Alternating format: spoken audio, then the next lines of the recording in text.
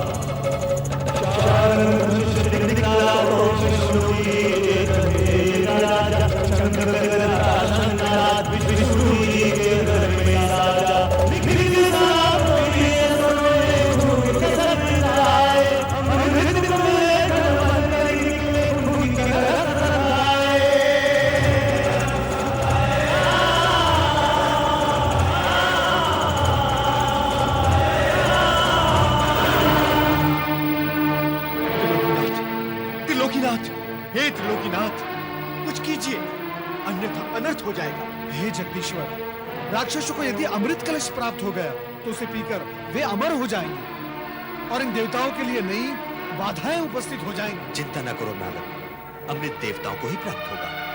देवगणों से कहो कि वे पंक्ति में बैठ जाएं।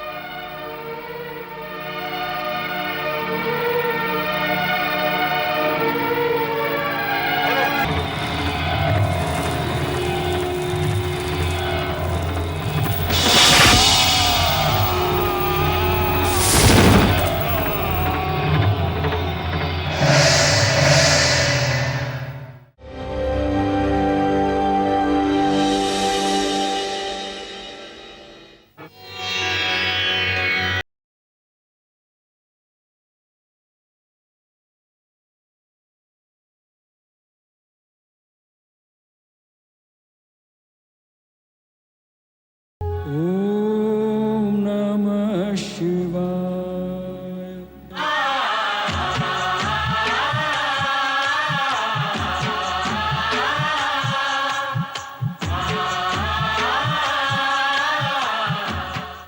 मैं ओमकार हूं। आकाश, धरती और पाताल तीनों लोकों में मेरी दिव्य पदचाप दिव्य पुरुष सुन लेने में समर्थ है। मैं सर्वज्ञ ही नहीं, सर्वव्यापक भी हूं कि इंद्र को दुर्वासा श्राप देते हैं। परिणाम स्वरूप दानवराज बलि इंद्रासन पर आ बैठा। व्याकुल मन लेकर इंद्रादि देवता ब्रह्मा जी के पास आते हैं। ब्रह्मा जी विष्णु भगवान के पास जाने के लिए कहते हैं। सभी देवगण श्री हरि विष्णु के पास आते हैं। श्री विष्णु समाधान के लिए उन्हें देवाधिदेव शिव शंकर के पास भेजते हैं। शिव जी से निवेदन करने पर वे समुद्र मंथन ही एकमात्र समाधान बताते हैं। शिव जी की आज्ञानुसार नारद राहु को समुद्र मंथन के लिए तैयार करने हेतु प्रस्थान करते हैं। नहीं, दुष्ट देवताओं का कोई भी प्रस्ताव हमें स्वीकार नहीं। समुद्र मंथन का मत भी हमें स्वीकार नहीं। लगता है इसमें भी देवताओं का कोई नवीन षड्यंत्र है। नारायण नारायण, इतने शक्तिशाली होने पर भी देवताओं से भयभीत हो रहे हो? कदापि नहीं। हमारे द्वारा देवताओं को स्वर्ग से बाहर खदेड़ना इस बात का ठोस प्रमाण है कि हम देवताओं से अधिक शक्तिशाली हैं। वास्तव में तुमने तो होनी को अनहोनी कर दिखाया है। दुर्वासा के श्राप से प्रेरित होकर एक बड़ी चुनौती स्वीकार की है और उसमें विजय भी हुए हो। नारायण नारायण, निश्चित ही विजय हुए। मैं एक बात सोच रहा हूँ, तुम दानव यदि शक्तिशाली हो तो देवगण बुद्धिमान ज्ञानवान, तुम दानव एक स्वर्ग लेकर यहाँ मौज मनाते बैठे रहोगे और वहाँ देवगण समुद्र मंथन से 100 स्वर्ग उत्पन्न कर डालेंगे। सत्य तो यह है कि आरंभ में देवताओं को भी कोई रुचि नहीं थी, परंतु भगवान शिवशंकर ने जब समुद्र मंथन से उत्पन्न होने वाले दुर्लभ पदार्थों की बात कही तो देवता सहर्ष मान गए। परंतु ये बात आपने हमें पहले क्यों नहीं बताई देवर्षि नारद? बताता तभी जब तुम सुनने को तैयार होते। तुम तो अपने पद के मद में डूबे हुए हो। नारायण नारायण। शिवशंकर पर तो हमें पूर्ण विश्वास है, परंतु यदि उनकी बात मानकर हम समुद्र मंथन का प्रस्ताव स्वीकार भी कर लें, तो भी इस बात का क्या भरोसा कि समुद्र मंथन से उत्पन्न पदार्थों का वितरण सुरों और असुरों में निष्पक्षता से होगा। ऐसा प्रतीत हो रहा है सेनापति राहु कि तुम हमारा तात्पर्य नहीं समझ पाए। नारायण नारायण। सुनिए तो सही देवर्षि नारद। एक और तुम कहते हो कि तुम्हें भगवान शंकर पर पूर्ण विश्वास है और दूसरी ओर शंकर का आंचल भी नहीं छोड़ सकते। ऐसे तो कोई निर्णय नहीं लिया जा सकता। अरे देवर्षि, यदि एक बात देवताओं को मान्य हो तो हमें समुद्र मंथन का प्रस्ताव स्वीकार्य है। क्या? यही कि समुद्र मंथन से पहले हम स्वर्ग लोक नहीं छोड़ेंगे। इसका निर्णय तो भगवान शिवशंकर ही करेंगे और तुम ये भली भांति जानते हो और मानते भी हो कि वे निष्पक्ष हैं। अब क्या कहें इसे, दानवों का दुर्भाग्य या देवों का भाग्य कि समुद्र मंथन से उत्पन्न होने वाले दुर्लभ पदार्थ मात्र देवों को ही प्राप्त होने की परिस्थितियां निर्मित हो रही हैं।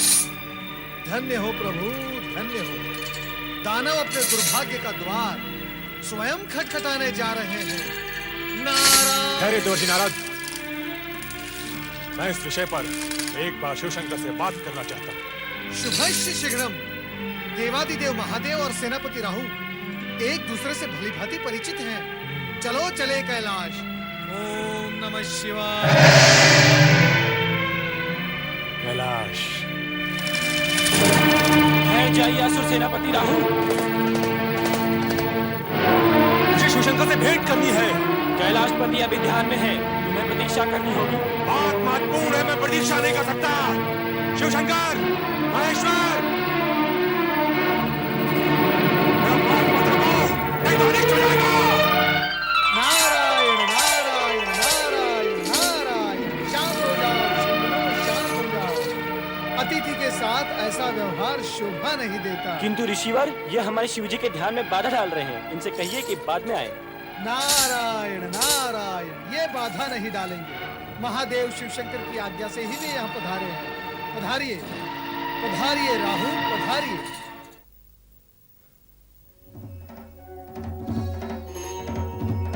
नारायण नारायण।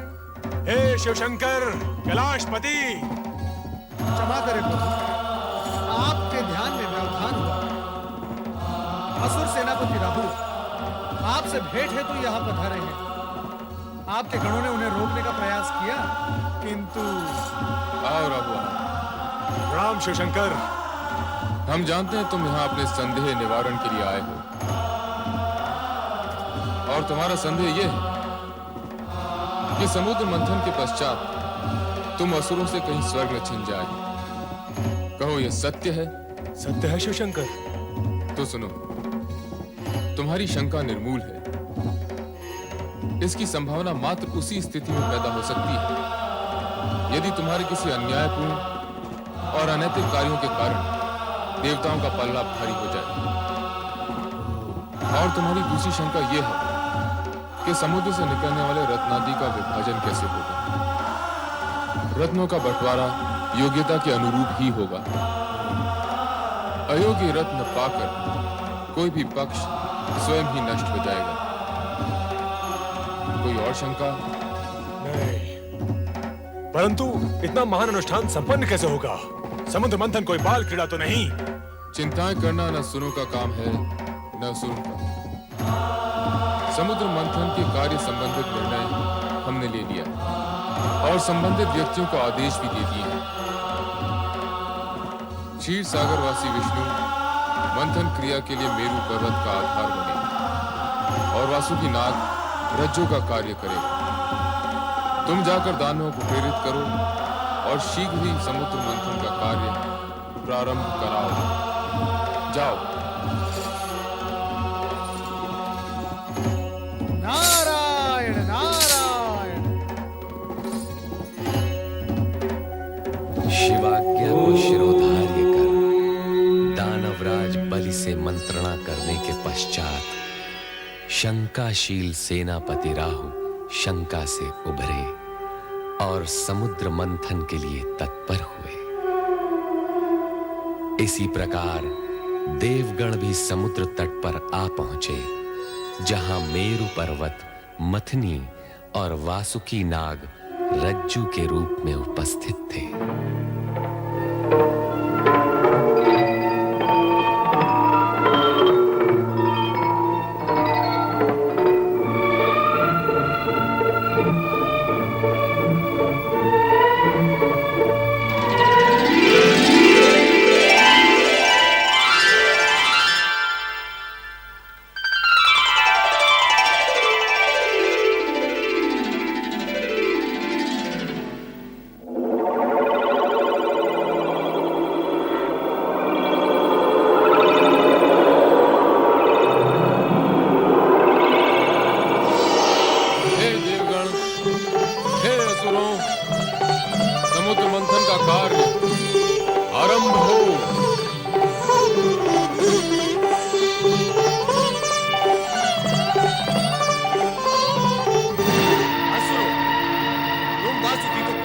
पकड़ो।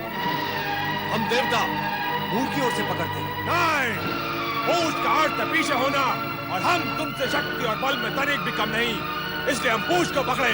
वो इसलिए कि तुम पातालवासी हो।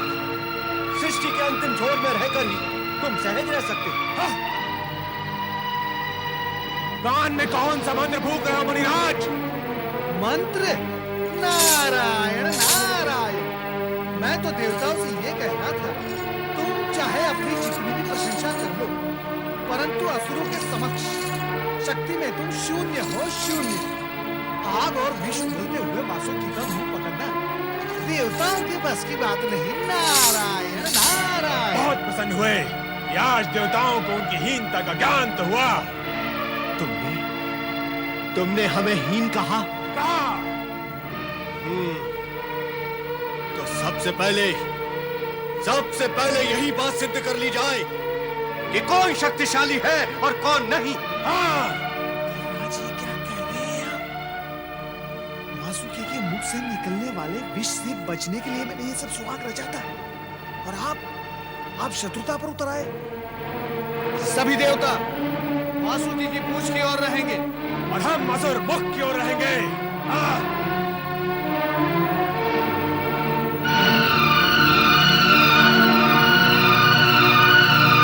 भगवान शिव शंकर की कृपा से समुद्र मंथन की आज्ञा पूर्व ही मिल गई है।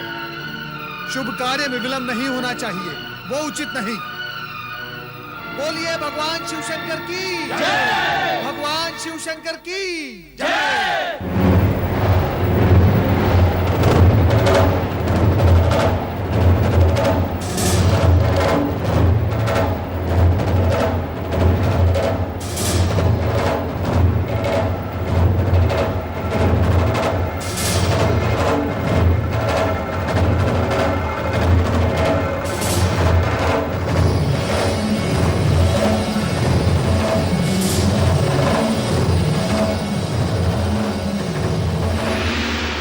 पकड़ने का निर्णय हमने उचित नहीं लिया, किंतु पीछे हटना भी तो संभव नहीं।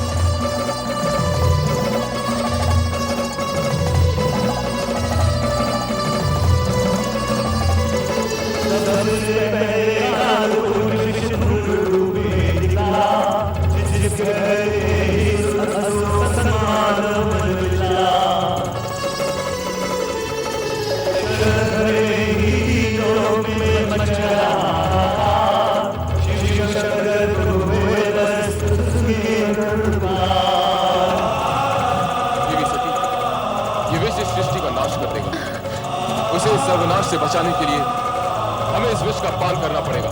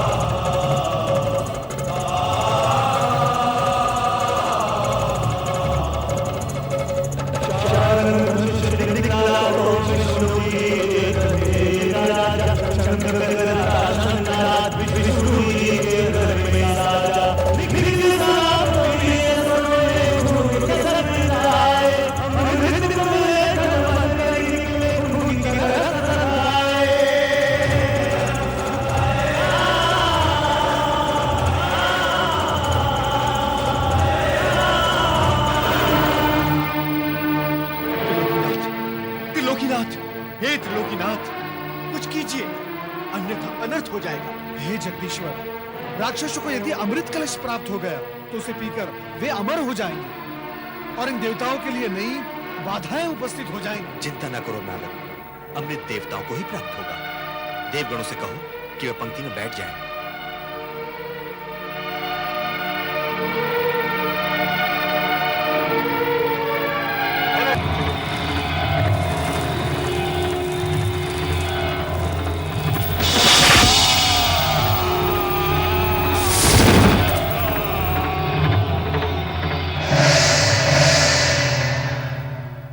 सुदर्शन चक्र द्वारा शिरोच्छेद होने के पश्चात राहु के मन में ये शूल चुभता रहा कि सूर्य के कारण ही वो अमृत पान में असफल रहा है। तभी से वो प्रतिशोधवश सूर्य को ग्रसता आ रहा है। असुरों के पाताल पलायन के पश्चात देवगणों का स्वर्ग पर अधिकार हो गया तथा विष्णु लक्ष्मी सहित बैकुंठ लोक में प्रतिष्ठित हुए।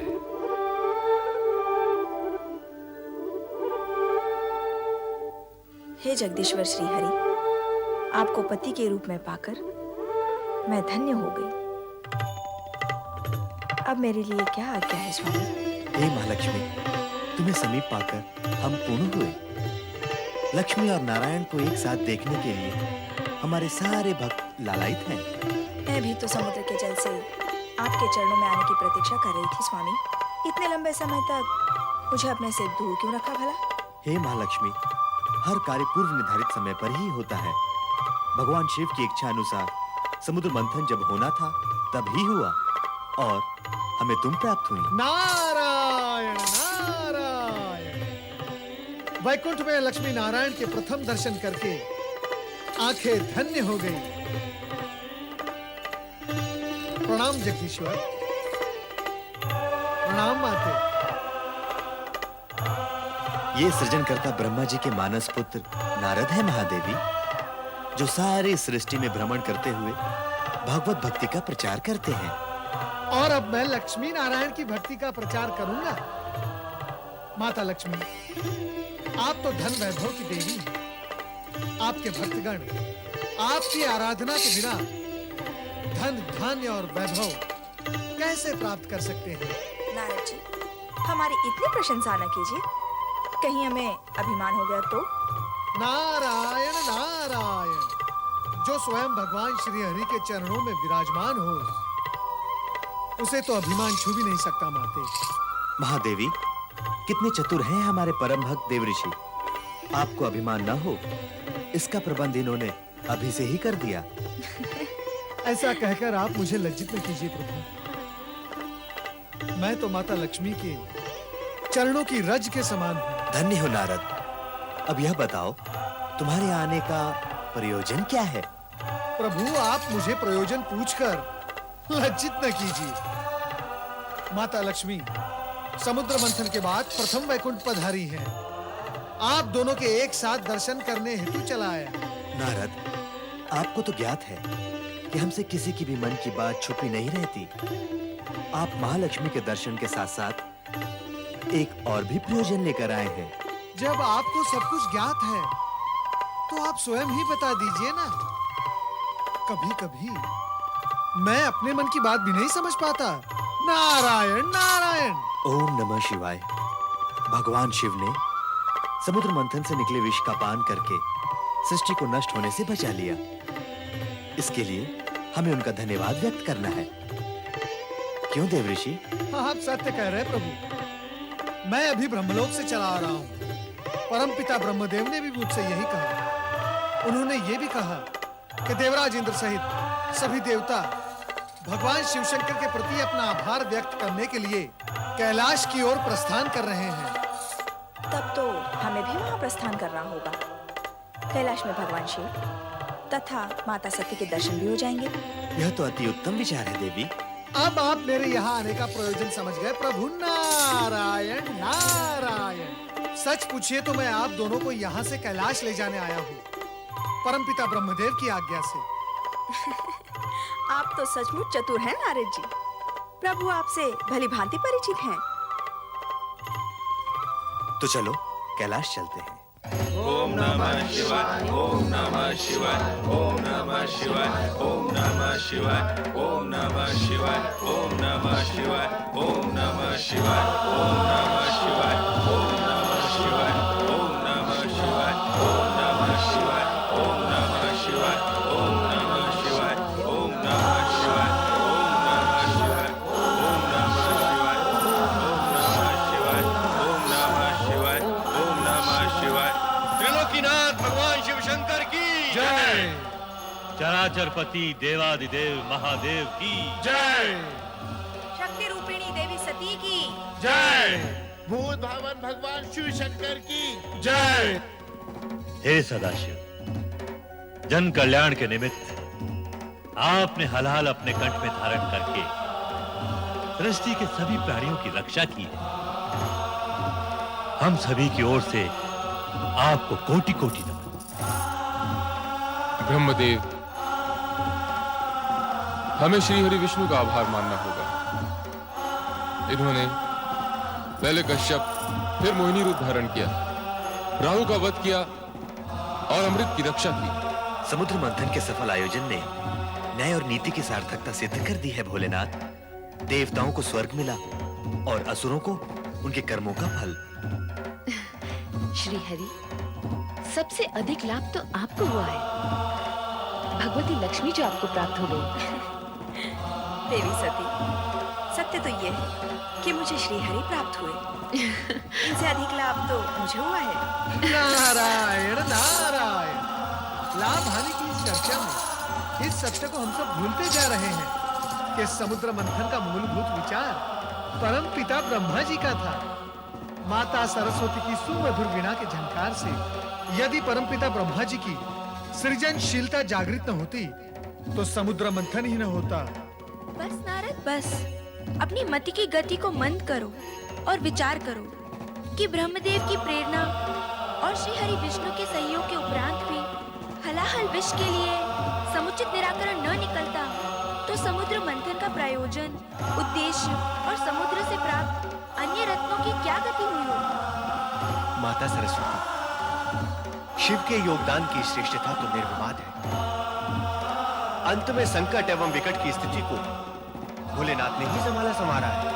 देवराज, मेरी स्तुति करने की अपेक्षा समुद्र मंथन के आयोजन तथा संपूर्ण प्रक्रिया से कुछ संदेश ग्रहण करेंगे तो हमारी सफलता और मंथन का कार्य सार्थक होगा। अर्थात सद्गुण सुफल देते हैं और तमोगुण कुफल।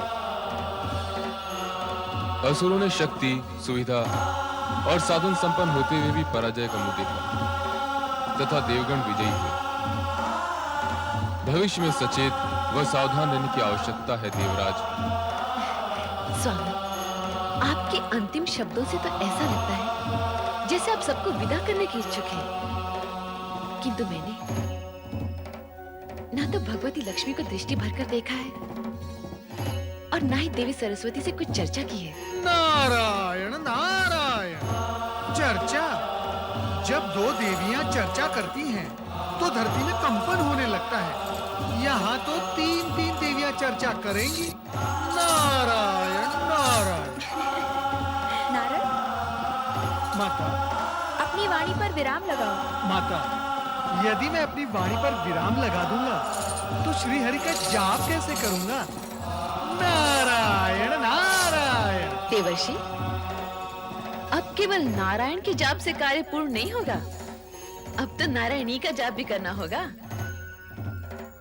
नारायणी तो नारायण में समाई हुई है माता। क्यों माता लक्ष्मी, सत्य है ना? समुद्र मंथन की सफलता के लिए भगवान शंकर का आभार व्यक्त करने के लिए सभी देवगण कैलाश पर उपस्थित हुए। नीलकंठ भगवान शिव के हर कार्य में जगत का कल्याण ही निहित होता है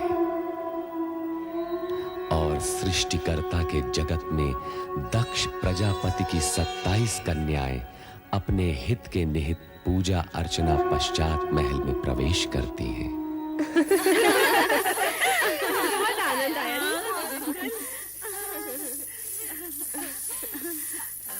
प्रणाम पिताश्री। प्रणाम माते। आयुष्मान भव। कहाँ से आई हो पुत्रियों? चंद्र पूजन के निमित्त गई माते। चंद्र पूजन? चंद्र पूजन ही क्यों? उत्तर दो पुत्रियों, उत्तर दो। तुम ही बताओ ना। तुम बताओ ना। तुम ही बता दो रोहिणी बहन। जिस प्रकार बहन सती ने अपने अभीष्ट वर को तपस्या से प्राप्त किया, उसी प्रकार हम भी अपनी पूजा अर्चना आराधना से चंद्र देवता का हृदय जीत उन्हें पति रूप में पाना चाहती हैं। देख लिया महारानी, देख लिया अपनी पुत्री सती को ढील देने का परिणाम। अब ये सब की सब उसी के दिखाए हुए मार्ग पर चलने का प्रयास कर रही हैं। स्वामी, अपनी पुत्रियों के विवाह तो हमें करने ही हैं। चंद्र अति सुंदर और तेजस्वी देव पुरुष है। यदि वो इन्हें भाग गया है तो आपको विवाह करने में आपत्ति नहीं होनी चाहिए। हमारी पुत्री सती अपने पति गृह में कितनी प्रसन्न है। इन्हें भी इनका मनोवांछित पति मिलेगा तो इनके सुख के प्रति भी हमें कोई शंका नहीं रहेगी। किंतु सभी पुत्रियों का विवाह एक ही वर के साथ करने का विचार मुझे कुछ अनुचित सा लग रहा है। तुम किसी एक कन्या के विषय में कहो तो मैं चंद्र के माता पिता अत्रि और अनुसुईया के सम्मुख इसी क्षण विवाह का प्रस्ताव रखने को प्रस्तुत हूँ। पिता का कहना उचित है पुत्रियों। तुम में से किसी एक का विवाह ही चंद्र के साथ हो सकता है। किंतु हम सभी नक्षत्र कन्याएं हैं माते। हमारा जीवन चंद्र से जुड़ चुका है। हम में से कोई भी चंद्रदेव के बिना जीवित नहीं रह सकेगी। हम सबकी यही दशा है। ठीक है, मैं अत्रि आश्रम जाकर विवाह प्रस्ताव प्रस्तुत करता हूँ। आपके प्रस्ताव ने हमें धन्य कर दिया राजन। महिमाशाली राजा दक्ष प्रजापति की 27 पुत्रियां हमारी पुत्रवध में बनकर इस आश्रम की शोभा बढ़ाएंगी। ये हमारे लिए हर्ष और गौरव की बात है। गौरव तो आपने हमारा बढ़ाया ऋषिवर अत्रि जी। देवी अनुसुईया, हमारी पुत्रियों को चंद्र जैसा तेजस्वी पति और आप जैसे सात्विक मना सास ससुर मिले, ये उनके किन्हीं पुण्यों का ही प्रसाद है। अब आप आज्ञा दीजिए। विवाह का शुभ मुहूर्त निश्चित होते ही आपको सूचित करूंगा। जैसा आप उचित समझे। प्रणाम ऋषिवर। प्रणाम देवी अनुसुईया। प्रणाम।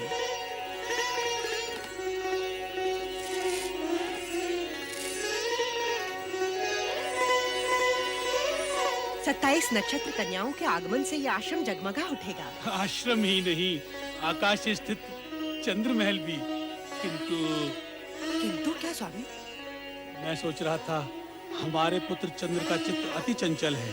क्या वो 27 पत्नियों के प्रति अपना पति धर्म एक रूपता से निभा पाएगा? विवाह के बाद का चिंतन ना करें स्वामी। चिंता करने से होगा भी क्या? क्योंकि इन नक्षत्र कन्याओं का चंद्र से विवाह होना विधि का विधान है और हम इसे हर्षपूर्वक स्वीकृति दे चुके हैं।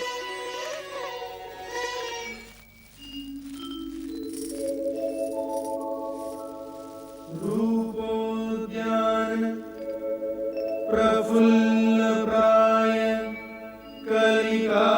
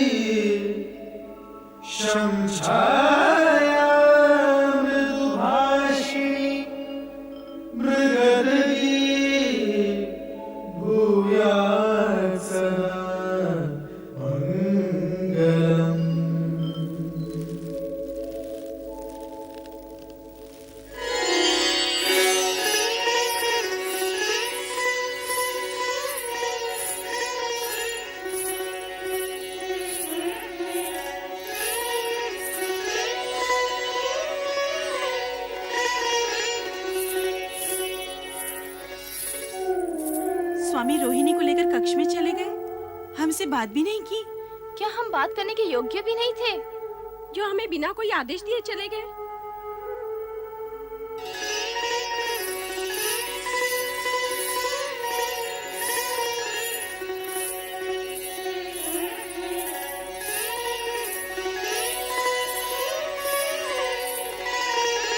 ये क्या प्रिय? मिलन की इस बेला में जब चंद्र रोहिणी को अपने शीर्ष पर सजाने का इच्छुक है, तो रोहिणी उससे छिटक रही है। क्या हम तुम्हें प्रिय नहीं? आप जैसे सुदर्शन पति को पाने के पश्चात भला कौन पत्नी ये कहेगी? किंतु आपका प्रेम ग्रहण करते हुए मेरे मन में ऐसे भाव आ रहे हैं जैसे मैं अपनी बहनों का प्रेम अंश उनसे छीन रही हूँ। प्रिय, पत्नी होना एक धर्म है, प्रेमिका एक भाव। तुम्हारी बहनें मेरी पत्नी अवश्य हैं, परंतु मैं प्रेम केवल तुम्ही से करता हूं। कि रात्रि की बेला बातों में व्यर्थ गंवाने के लिए नहीं है प्रिय। चलो विहार करें। अभी आपने कहा कि पत्नी होना एक धर्म है, इसी प्रकार पति होना भी एक धर्म है। और ये धर्म कहता है कि अपने प्रेम को सभी पत्नियों में समान रूप से वितरित किया जाए। किंतु आपने मेरी अन्य बहनों को प्रेम पिपासा में छोड़कर उचित नहीं किया। उनकी दशा उस चकोरी के समान हो गई है जो चंद्र के लिए हमेशा तड़पती रहती है। ऐसा प्रतीत होता है कि हम सबसे अधिक प्रेम स्वामी रोहिणी को ही करते हैं। विवाह 27 दक्ष पुत्रियों के साथ और प्रेम केवल एक के साथ, ये तो सर्वथा अन्याय है। हाँ, अन्याय है। ये अन्याय असहनीय है, दुखदायी है। क्या हमारा जीवन पति प्रेम पाने के लिए इसी प्रकार तड़पता रहेगा? नहीं, पति प्रेम पाने के लिए हमें कोई न कोई उपाय करना ही होगा, प्रयत्न करना ही होगा कि हम स्वामी के प्रेम पात्र बने, प्रेम पात्र अवश्य बने। तभी से तुम्हें प्राप्त करने की कामना में दग्ध हो रहा हूँ। जब तुम्हें प्रथम बार देखा था और अब जब हम मिलन के इतने निकट हैं, तो तुम तर्क पर तर्क की जा रही हो। मैंने तो केवल इतना कहा कि पति रूप में अपनी अन्य पत्नियों की उपेक्षा करना आपका धर्म नहीं है। प्रेम, धर्म, कर्म, जात, पात, रीति नीति कुछ नहीं जानता। प्रेम की परिभाषा तो सबसे निराली होती है, और यदि तुम इस परिभाषा का अर्थ जान जाओगी तो स्वयं कच्चे धागे की तरह मेरे पीछे पीछे खिंची चली आओगी।